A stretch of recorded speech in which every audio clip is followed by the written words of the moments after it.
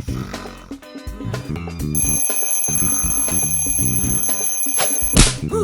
is it? Oh no, I'm late! Hey, wait for me!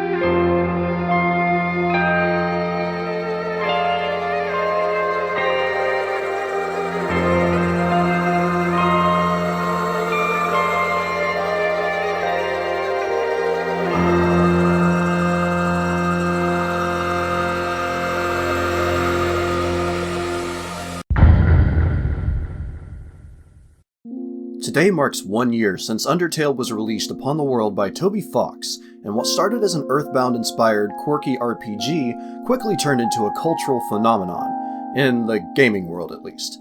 News of the game and its popularity spread so quickly that if you spent any time on Twitter, Facebook, Tumblr, etc. around that time, you were likely exposed to a huge number of spoilers without realizing it. That's not a huge deal for most people, and probably most gamers, but for those with a desire to play the game in its purest form, this meant they had to play it quickly and soon. Now, as you can see, the name of this series is Late to the Video Game, which implies that a significant amount of time has passed before I give it a try, and that will be true for the majority, if not all, future games reviewed here. But considering that I didn't play Undertale until 3 months after its release, and the number of memes, playthroughs, and possible spoilers that had spawned by late December, it might as well have been over a year.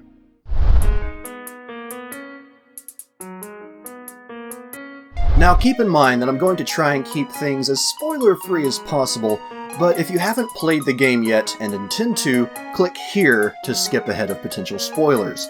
Unfortunately, that will be the vast majority of this video.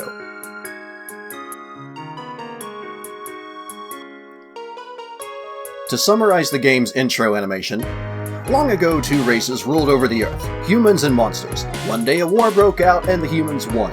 The humans drove the monsters into the underground where magicians created a barrier to seal them there forever.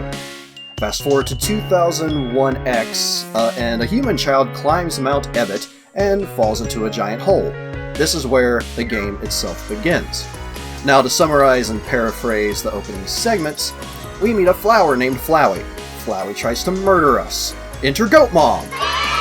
Goat Mom saves us from that evil little jerk and helps us through part of the ruins while teaching the most basic of the basics of this game. The Goat Mom leaves us alone with a cell phone, and we proceed through the ruins solving puzzles and hopefully being a good little child. We reunite with Goat Mommy, who loves us and only wants us to be happy, but there wouldn't be much to this game if we just stuck around here and learned the many ways to prepare snail-based foods. Oh yeah! Goatorial Mom then tries to protect us, aka force us to stay, and... No! God! Anyway, from there you meet Skeleton Brothers, an armored monster that wants to murder you with spears. Doge, a depressed ghost. Dog Marriage, a nervous dinosaur, a sentient snowman, Giant Doge, a murderous robot, Batman, and more. Much, much, much more. And depending on whether you decide to be a good little child, or not so good, how these characters interact with you will change. If you want any more information on the story, you need to play the game. Read an online plot synopsis, or, I don't know, watch a Let's Play. Shameless plug.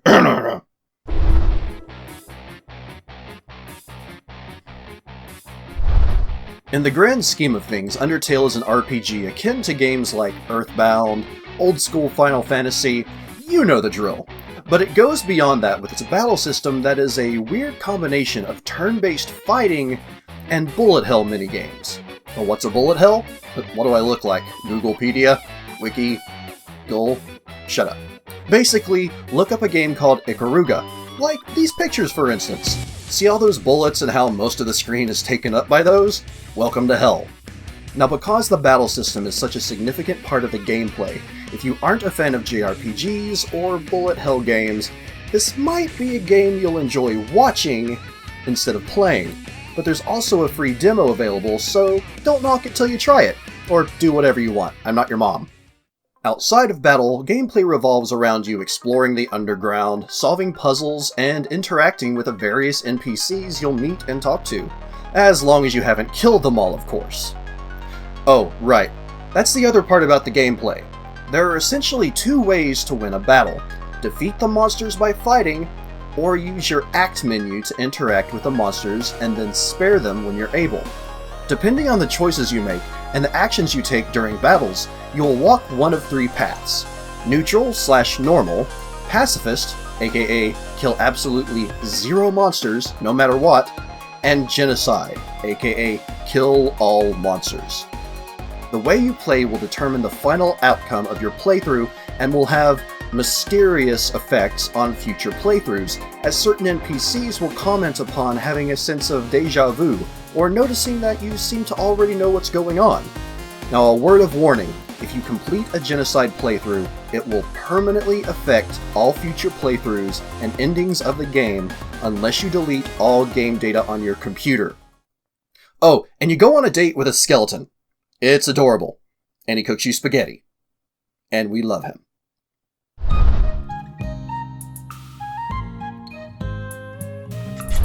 Now, at first glance, the graphics aren't much to look at. Just another simplistic, retro-inspired indie game.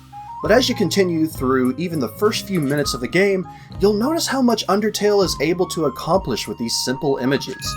While individual sprites can look unimpressive, the amount of animation applied to many of these becomes ridiculously impressive. Sometimes in subtle ways, like Toriel holding your hand. Sometimes in unexpected ways, like when a certain character or characters give you a hug and it breaks your heart because they make you promise to never return and all they wanted to do is take care of you and... sorry about that. Then there's the battles, which are simultaneously even more basic than the underworld? I don't know.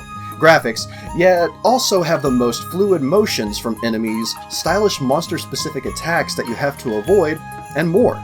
The visual representations from the battle screens are some of the most unexpectedly dynamic that I've ever seen in a game like this.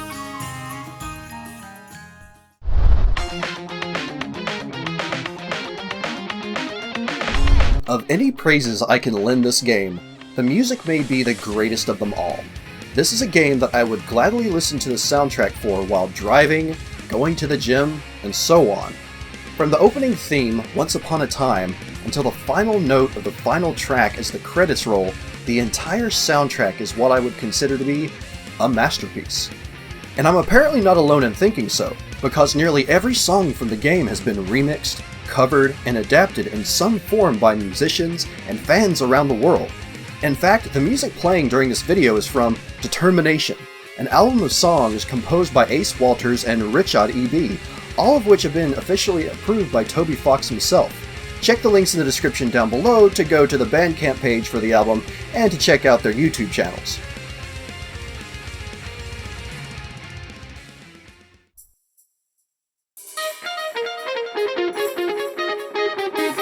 Now, while my issues with this game are few and far between, it cannot be denied that there are some. Number 1. An obvious typo near the end of the game that could and should have been fixed with the first patch. I realize that this is by far the most nitpicky I've ever been in any of my reviews, but in a game with otherwise impeccable spelling and grammar, it stands out like a sore thumb to me. Number 2. On purpose game crashes. Shut up, you! Number 3. The final pacifist battle cannot be lost. While this works thematically and theatrically, it takes away the stakes and removes any true tension from the battle. Number 4. The graphics and playstyle are likely a turnoff for many younger players that prefer high-level graphics or just don't care for the obsession with retro graphics that recent indie devs seem to have developed. And finally, number 5. certain members of the fanbase. They have a tendency to bully Let's Players and live streamers and other people playing the game online that don't play the game the right way, as deemed by these overly aggressive fans anyway. Now before we move on to my final thoughts, I do have some helpful tips for any of you out there that are either new to the game or maybe haven't played before. Number 1, spare. Spare, spare, spare, spare, spare. If all else fails, spare. Number 2, stay well stocked on healing items. Number 3, save points heal you. Number 4, check the item and equipment descriptions. And finally, number 5, no puzzle is overly complex. Be sure to always take a step back and observe the puzzle you're working on. Even the most difficult looking puzzles in this game have simple solutions. Oh, and tip number 6, send Tim to college!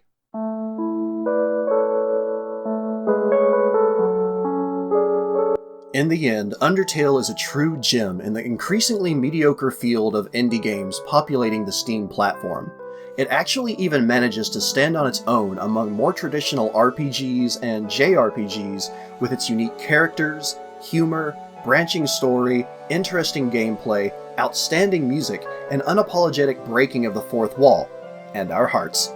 It's certainly not a game for everyone, and is more likely to impress people that get a sense of nostalgia for the retro gaming era than younger audiences with little or no personal connection to the games that Undertale lovingly emulates.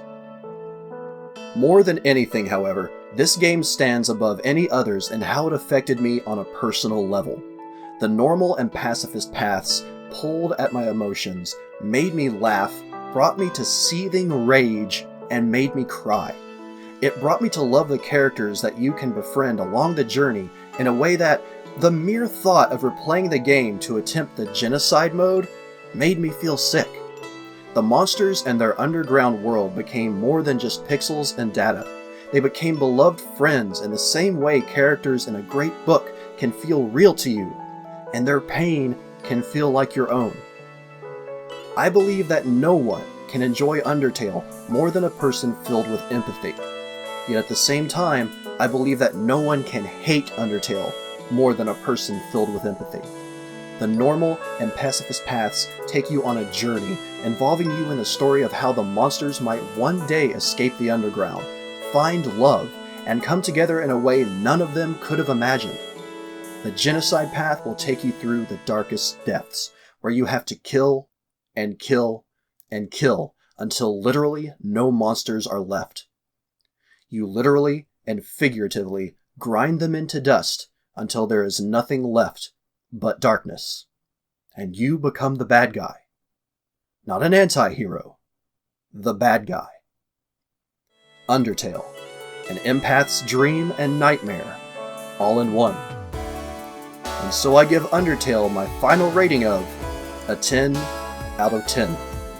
It may have only been out for a year at this point, but I believe that now and for years to come, it will stand the test of time.